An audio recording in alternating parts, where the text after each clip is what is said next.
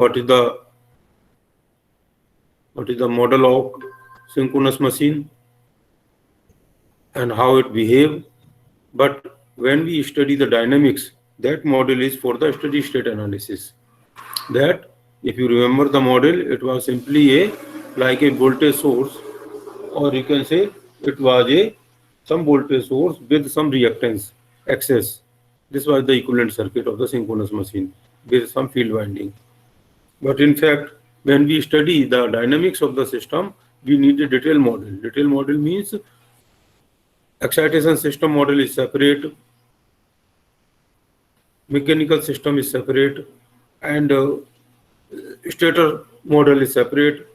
And when we study the dynamics of the system, it means each part of the system may interact with the other part of the system.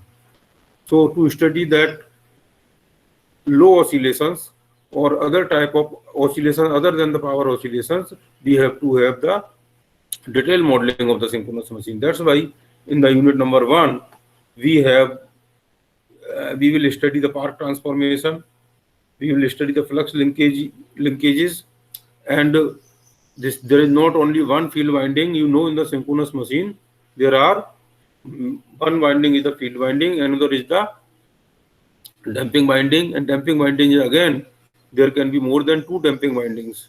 So the model of the synchronous machine is going to be very vast and different than the previous you have studies. Similarly, the voltage equations, flux equations, they are going to be in very much detail when we want to study the model of the synchronous machine. Then overall state space model of the synchronous machines are developed just to study. It is not a model will not be like you have studied the model in case of a steady state analysis, where the very simplified model was there, and here there can be a state space model, detailed model. So we will study this unit in very much detail. Second unit is regarding the stability. We know power system is not only required to be just we are taking the introduction of whole syllabus, so that you can have the idea of what we are going to study, what we are going to learn in this subject during this semester. And here you will study not only the dynamics, but interpretation of the power system dynamics phenomenon. You will study the various type of stabilities. As we know, in the previous semester, you studied the power system analysis, where you have seen our power system should be economic, it should be reliable, it should be secure, but over and all, we know our system should be stable. If the system is not stable, it cannot work even for 1 second. If it is unsecure, then we can work for some duration of time. Whenever the insecurity will come, then it may be the problem. But similarly, if system is not reliable, it will work. But when some thing will happen, then the reliability may challenge the system.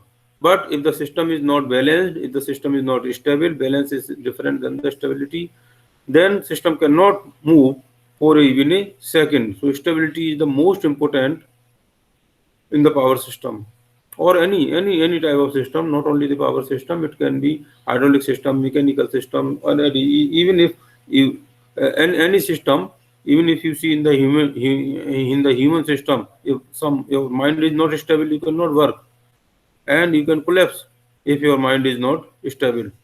That's why similarly the other electrical system and other engineering system needs to be stable also. Stability means whenever the disturbance comes, system should be able to come to the normal position or another balanced position. Balance means when input is equal to output. All the input forces are equal to the output forces, then the system is called the balanced system. And balance is not the sufficient condition to run, because for running the system, every time the disturbance are expected to be, or system is supposed to handle various type of disturbances to come. That's why, depending upon the nature of disturbance, or whether for a small disturbance or large disturbance, what type of disturbance system is stable. So that again there is a low signal stability, then there will be large signal stability problem, and who take care of the stability, the damping winding, ABR, and everything related to that we will study. When the system is regulated, when the system is not regulated, that everything we will study in the unit number 2. Okay, are you getting the point? Understanding something what we are going to study, Mr. Mohit? Yes, sir. It is a one first unit. It is a first lecture. That's why a overall introduction. You must know what we are going to learn in this subject in this semester. Then the third unit is about the automatic generation control. Automatic generation, our we take the output from the power system. What type of output? Electrical output. An electrical output is taken from the system, and this electrical output means electrical energy is taken not only in the domestic, it is taken in the industries and at various places it is required. And from there, this output, this power energy will come. This power will come. Ultimately, this is coming from somewhere. Sometimes there is the energy is in the form of fuel input is in the form of fuel. This energy can be a chemical energy, this can be a sometime mechanical energy, sometime potential energy in the hydro form, or sometime it is a thermal energy, sometime other type of nucleothermal. So various type of energy input can be there. This energy, input energy, is converted into the mechanical energy, then mechanical energy to the electrical energy. This electrical energy, that whatever is generated with the help of a device called the generator, and this power or electrical energy, electrical power is generated. This power is generated at some voltage level, maybe in the range of 11 kV to 33 kV it is generated. Then it is transmitted, because power generation may not be at the place of where power is utilized. It can be far away from the uh, where it is going to be utilized. That's why power is not only required to be generated, but it required to be transmitted.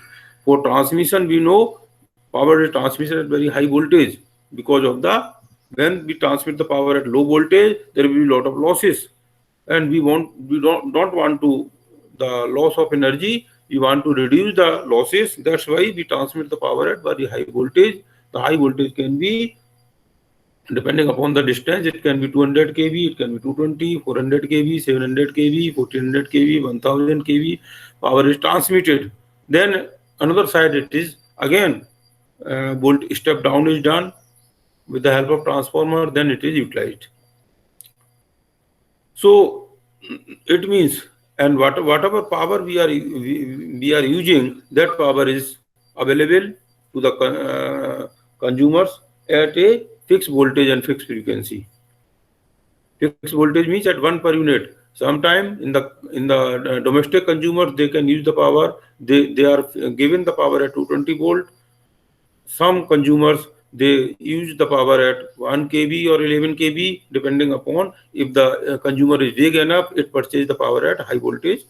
In the industries, they can purchase power at 33 or at high voltage also. So, but all those voltages are called as a 1 per unit. So this voltage should be fixed. Means we cannot say the consumer that you are given the power at 1 per unit voltage, but suddenly it become 0.8 or 1.2, 1.3. It cannot. It is not allowed. Voltage should be fixed. It should be 1 per unit. Then it should be 1 per unit. Means if it is 220 volt, then it should be 220. If it is a 400 volt, then in the say some business sector, say at floor mill, etc., voltage is utilized at 440 volt or 400 volt. So it should be fixed. Voltage cannot be allowed to vary at the distribution side, not more than plus minus 10 volt, plus minus 10 percentage, 10%. Similarly, the frequency should be fixed. Frequency, it is a power frequency utilized it is done at the 50 hertz. So power supplied should also be at 50 hertz. It cannot vary. We are not allowed to vary the frequency plus minus 0.5 hertz, because on the basis of the frequency, the industries, domestic purpose, all the electrical devices, electrical motors, they are designed in such a way they give their frequency, they operate at 50 hertz frequency, and otherwise their performance will be poor. So consumer cannot allow to the power engineers that variation in frequency can be supplied. But that's why as a power engineer, our duty is to supply the fixed voltage and fixed frequency to the all uh, all consumers. So to maintain the constant frequency, we will study, because why frequency changes. If suddenly if you take the load more than the, if the load is increased suddenly, means if the input is equal to output, then frequency will remain constant. We can fix the frequency, whatever it is. In India, if the standard frequency is 50 hertz, we can fix it at 50 hertz, and at that fixed frequency, we can we can give the input which is equal to the output. When input is equal to output throughout, there is not, frequency is not going to change. But suddenly, if suddenly the load increases, from where this energy will come? This energy will come from the stored energy of the generator. So that's why when the stored energy of the generator is taken away, at the same time when stored energy is taken, means the speed of the rotor may reduce. If the speed is reduced, it means frequency will go down. So when the speed will go down, at that time it will be sensed, and again depending upon that the fuel may increase, input of the fuel may increase, and again when the input of the fuel will increase, then again input will be equal to the output. That's why as a power engineer, our duty is to maintain the constant frequency, because consumer cannot afford the change in frequency. So this we will study in unit number 3, where it is a automatic generation control. There are a lot of topic: primary control, secondary control, PID controller, optimal controller, and then also in this unit the voltage stability. Stability, when we discuss about the stability, it is not only the frequency, it is about the voltage stability, or it is not about the power angle stability, it is about the voltage stability also. Means when we increase the load, you know, it is of two types, P and Q, active power load and reactive power load.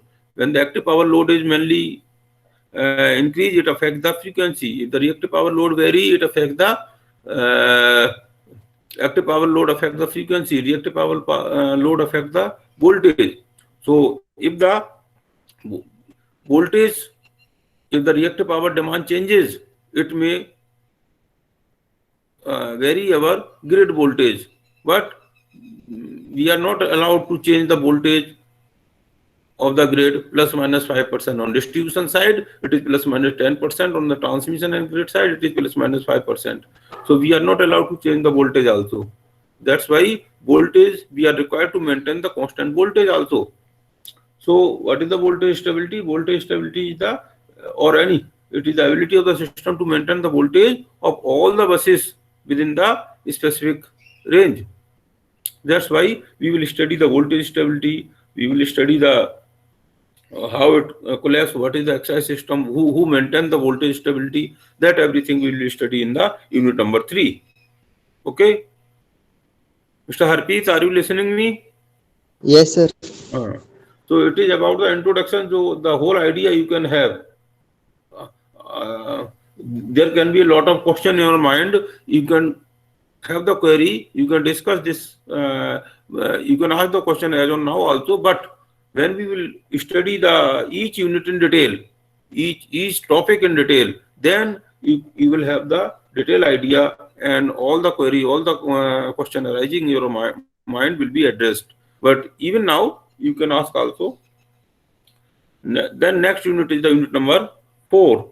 This is about the subtransient and transient analysis. Transient, you know, uh, transient current in any circuit, not only the power system, in the electrical circuit, when the sudden current, when you switch on the load, when switch is made on, then what happens? It is not the steady state current. The transient current also flows. Transient current is other than the steady state current. Steady state current will be the continuous current which will flow after the transient. Transient flows only during the few seconds, in the beginning only, depending upon the inductance and resistance value of the circuit. Because you know time delay, it is given by E equal to L by R. L by R is the time constant of the circuit. Depending upon the time constant, transient remained in the system. Similarly, in the power system also, transients are there, because it is there are various bindings. Various binding means field winding, armature winding, damping winding. So there are different type of reactances in the system. Each reactance have its own time constant. Time constant means inductance is different. Inductance and resistance are different. So each have their own time constant. So transient because of each transient because of each may come into the system, which will decay in certain duration of time depending upon the individual time constants. So, and not only this, there are not only the transients, sometimes transients may continuously to flow into the system. There can be there is a resonance phenomena in the system. There can be sub synchronous phenomena, sub synchronous resonance phenomena. Sub synchronous resonance means sometime it may happen that resonance, resonance, what is the resonance? Resonance can be it is a system condition where source frequency, if it is equal to the load frequency, then resonance happens. And then what happens? It transfers the maximum energy into the system at that frequency. But that frequency may not be the power frequency, because we want power should be at 50 hertz. But because of the resonance, the energy may transfer at other than the power frequency. This frequency can be a lower than the power frequency also, then it is called the subsynchronous frequency. So we will study then what will be the problem if the power is supplied other than the power frequency. If the other than 50, if the system immediately start to supplying the power other than 50 means suddenly say 40 hertz, suddenly 20 hertz, then the whole system will be collapsed. There will be not be, we will not be take the supply at that frequency. That is not allowed also. So then the question is how to handle such problem, how to mitigate subsynchronous, and what are the various type of technique, and what are the various type of stabilizers to mitigate, to damp, to reduce such type of transient subtype of resonances in the system. This is about the fourth unit. So once once you will study each unit in detail, then you will be able to understand, you will be able to seek insight into the phenomena of power system, including the obscure one. Understanding the power system stability problem, you will implement modern control strategies into the system. You will be able to simulate the small signal and large signal stability problem. You will be able to solve those. So this is about whole. This is all about the of your complete syllabus. From next class onward, we will take each unit one by one. We will take one by one each unit. The time you have selected 8 to 9, it is good. We all will meet at 8 o'clock daily from now onward. And we will start in place of unit number 1 and 2, we will start from unit number 3. First of all, we will cover unit number 3, then we will cover unit number 2, then we will cover unit number 4, then we will cover unit number 1. Okay. So, Okay, sir. if you want to discuss anything, you can. And if you have some idea, you have some suggestion regarding how to conduct this course in this semester, then you can discuss. Some of your one or two of your class students are giving the online, appearing in the online classes. They may join later, but recording is always available.